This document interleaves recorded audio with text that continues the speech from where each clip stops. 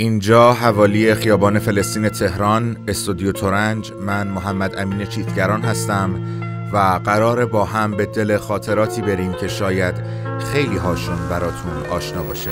این کتابچه صوتی مجموعه ای از قصه ها و خاطرات واقعی از دل زندگی. خانم معلم اسامی را میخواند و وقتی هوا مدرسه عالم سبزی که پر از طعم خنک و پر از تازگی برامون و مغز گردویی، خونه که درخت انجیر داریم، میرم اونجا خودم میچینم و میخورم. از اون به بعد هر روز مادرم با دقت انواع همیشه با دلخوری به کیفم نگاه می‌کردن که چرا من باشم بود که دیگه نور علانور میشد. توی حیات پشتی مدرسه این خوشمزجات. شما شنونده 10 داستان برگزیده از خاطرات مخاطبین کمپین روزهای مدرسه بارجیل بودید. منتظر برنامه‌های آتی بارجیل باشید. ارادتمند، وقت شما بخیر.